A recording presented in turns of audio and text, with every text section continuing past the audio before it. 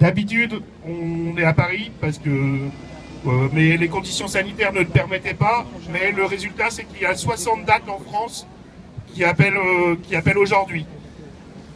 Pendant la crise sanitaire, le patronat en profite pour licencier et fermer des usines, ce qui amène de plus en plus de gens devant Pôle emploi. De plus, les privés d'emploi qui sont déjà à Pôle emploi doivent continuer à trouver du travail, alors que le contexte sanitaire ne permet pas de trouver du travail. Il y en a beaucoup moins. Donc les travailleurs privés d'emploi vont de plus en plus vers Pôle emploi.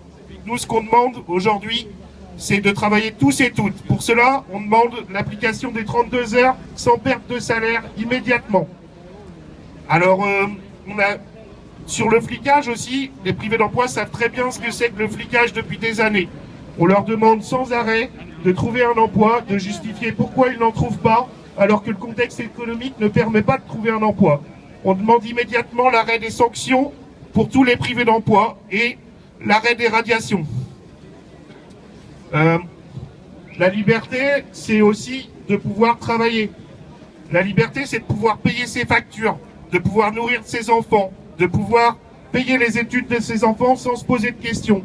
Aujourd'hui, dans le contexte économique, c'est de plus en plus difficile, avec le nombre de nombreux travailleurs qui vont se retrouver au RSA, purement et simplement.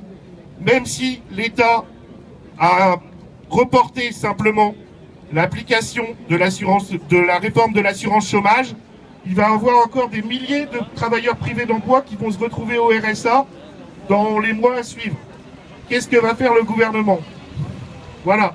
Nous, on demande une indemnisation pour 100% des privés d'emploi tout de suite, à hauteur du SMIC CGT. Voilà.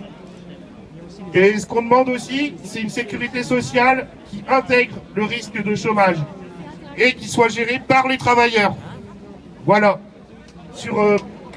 Et concernant la loi sécurisation globale, on appelle bien sûr à rejoindre le rassemblement tout à l'heure, parce qu'on estime que cette loi sur la sécurisation globale, c'est un frein de plus à nos mobilisations à l'heure où le gouvernement va encore durcir les conditions des chômeurs, des travailleurs. Et c'est pour ça qu'il faut lutter toutes et toutes contre le chômage, contre les licenciements et contre la précarité. Merci.